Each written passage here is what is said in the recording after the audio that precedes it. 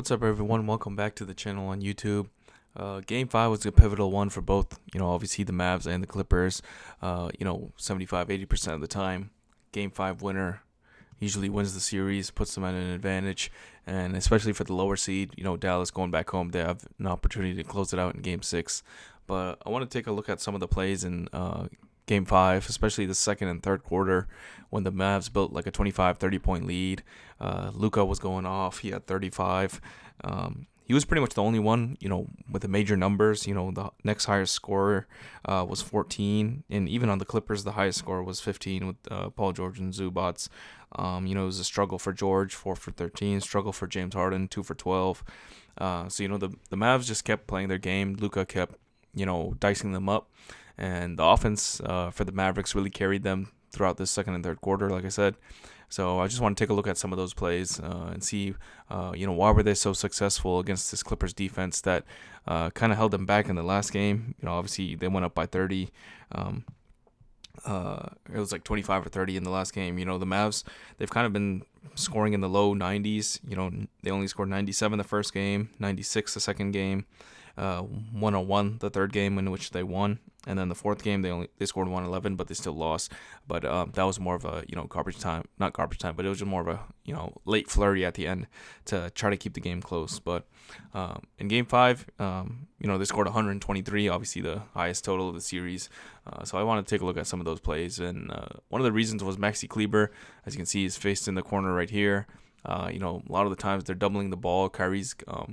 Kyrie or Luka is getting doubled on the ball. So, Lively's making plays. Gafford's making plays sometimes in the high post area off this short roll. But this time, PJ Washington's the actually one that gets the, stretches out. Plumlee closes out or, attempts at a closeout, lets him go by. Washington gets in the middle, and then Kleber's wide open for the corner three. I don't even think I think James Harden was supposed to be on him, but yeah, he got lost in the help because, Lively and Gafford kept getting alley-oop dunks as well. So I think we'll see those later on as well. They kept getting dunks, so Harden had to close in, and Kleber got the wide open three. Let's see. So yeah, it's only like I said, 3-point game, 5-point game, 3-point game. This time Luka's back in the game. He comes in the paint. He gets in the paint. Kleber's open again. Lively's almost available for the lob because Plumlee has to step up so much on Doncic. And what does Luka do? Kicks it out to Kleber, knocks down another corner three. Of course, he gave some clutch minutes that time in the second quarter. This time, another two people off the ball.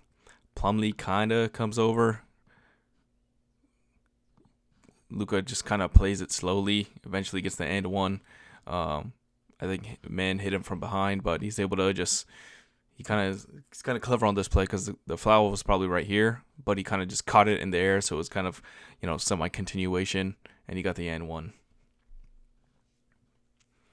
Yeah, I know they're complaining about that one, but this time, off a loose ball, was it offensive rebound or just an inbounds? This guy just hit 2 corner threes. Westbrook kind of gambles on this one. Yeah, Westbrook gambles on this one. I think he was inbounding under the hoop. Throws it out to Lively. Westbrook thinks he gets the pass. This guy just hit 2, corner threes from this side. He's like, might as well shoot this one as well. He's already in rhythm, and you see the lead already jumping up to 8 points now. Norman Powell misses. Luka gets it. Transition. Pushes. Nobody stops the ball. He gets an open layup. Gafford sets a solid screen this time. Zubac doesn't drop, right? So he just hesitates, keeps him in jail, keeps him on his back. Creates the space when he wants to. The floor is pretty spaced out. And he gets his mid-range jumper to fall. Like I said, he was pretty efficient from 2. He's not really shooting that good from 3 this series, especially except for those like clutch minutes in Game 2. But another time, kicks it out to Kleber, wide open 3. I don't even know what the issue was on here. It looks like they just had a miscommunication. Westbrook pointing at Luka. 3 guys back here. Luka, Plumlee's not stepping up. I think Harden's probably supposed to be up on Luka. looks like, yeah, they don't communicate between Harden and Plumlee, and Luka just attracts the defense and kicks it right back to Kleber. So that was, another mistake by the Clippers right there.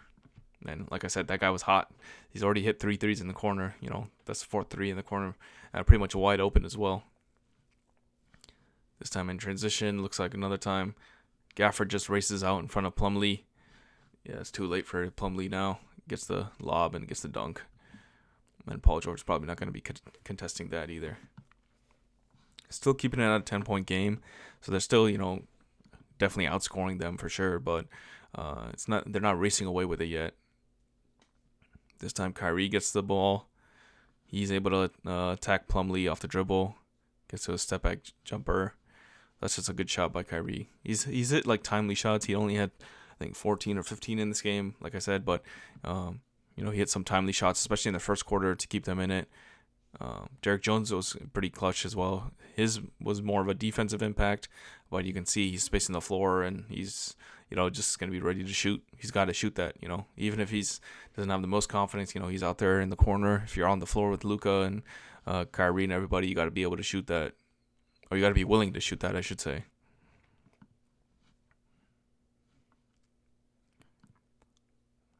Kyrie steals it. Nice behind the back dribble. Gets it with the left hand. Scoop shot. And one. Still a 10-point game, so they're still outscoring them. This time, Luka gets isolated on Zubac. He goes to work. Gets that mid-range. I feel like Paul George should be helping, make Derek Jones beat you, but, it's a decent contest from Zubac, actually. So, can't blame anybody for not helping. But he's definitely getting in his groove now, just getting to the basket this time off the pick. Even though Zubac is there, Luka's confident. He's not really worried about his shot blocking ability. And he gets another and one to go. So lead's building to 15-17 now after that and one. Another time he just gets isolated on man. As soon as he's in this position, he's going to be dictating the play now. It's going to be up to him whether he wants to throw the lob, when he wants to throw the skip pass to Derek Jones, or he just wants to get in his bag and, get to his mid-range pull-up.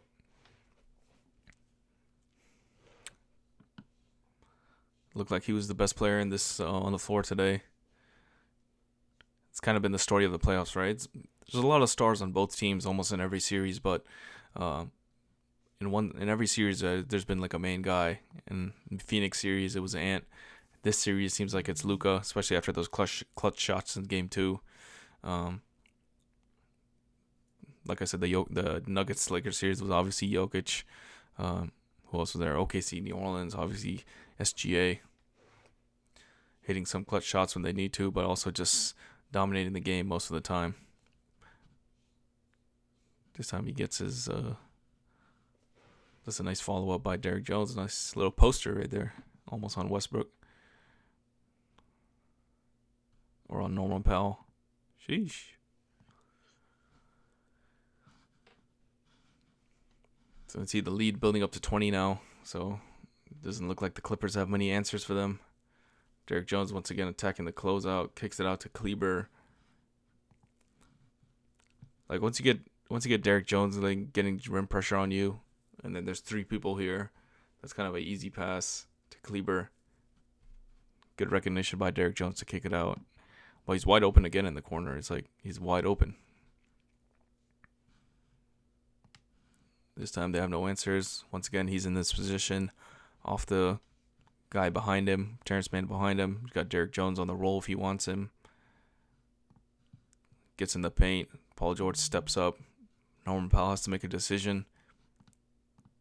You can't even see Kyrie, but Kyrie's kind of cutting in behind. Do I go with Kyrie? Do I stay with Derek Lively? If Paul George and Plumlee step up, obviously that's a open lob for Derek Lively. You see that again, yeah. Kyrie's not even in the play, actually. He's like out of bounds. But Norman Powell just doesn't do enough, and then, I don't know, is Plumlee... Okay, so it's kind of a zone, it looks like. Plumlee got switched on, but if he's gonna be switched, then you got to get closer. But yeah, 24-point game now. It's kind of pretty much a wrap now. Nice play by Lively to just take it in on the. This time Plumlee steps up, so Luka just drops it off. Derek Jones should actually be making that cut right here. I feel like that baseline cut, or he kicks it out to Kleber. Paul George has to step away to get Kleber. Once again, I feel like Derek Jones should be making this baseline cut, but Lively gets aggressive and he takes it in anyways.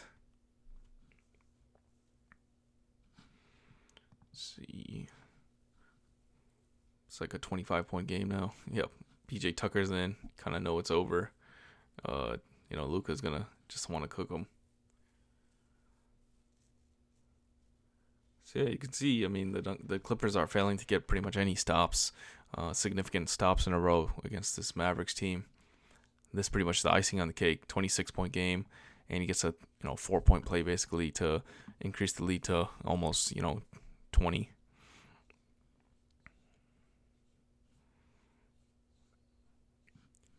Luka still picking it apart. Plumlee steps up. You see George is kind of leaning in. Kicks it out to Kyrie. Like I said, quiet game, but maybe the Clippers are making a run at 18 points. Maybe they have a little bit of a chance to cut it to 11 or 12 to make it more of an interesting game. Put some pressure on the Mavs, but Kyrie hits a big shot. 22-point game. Luka once again on Zubats. Getting in his bag. He just makes a 3. 0 field goals in the last 4 minutes, so they're just trying to keep up with the Mavs. Derek Lively was great in this game. He blocked Westbrook and a couple other drives at the same time, multiple times. This time Kyrie in transition against Zubats. Zubats has no chance with that. Pulls up on a dime. That's pretty much the game right there. It's 27-point game now. This time PJ, another lob for Lively. Pretty good decision by Lively. Gets in this position. There's only one guy on this side. You got to make a decision. Throw it to the corner. It looks like PJ's the easier pass. PJ, good job of attacking, not holding the ball too much. Could have kicked it to the corner as well, but he's not too selfish and he throws up the lob. Yeah, I think I'm going to stop it there, but I think Luka maybe finally gets one more lob. Or he just gets another and one layup just to pretty much seal the deal. And this time, all the bench reserves are in, so I know Jane Hardy kind of, he took like 7 or 8 shots in the last 5 minutes. He was pretty much shooting almost every possession in garbage time for the Mavs, but as you guys can see, it's like a 28-point game. Luka and company did their job, and that's gonna do it for this video. Thank you guys for watching. Make sure you guys like the video, subscribe. What do you guys think? The Mavs gonna close it out? Game 6 at home in Dallas. Looks like they are favored by 7.5. So that's gonna be everybody obviously expects them to win now. So if they don't do it at home, then it gets more interesting. Then I gotta come back to LA.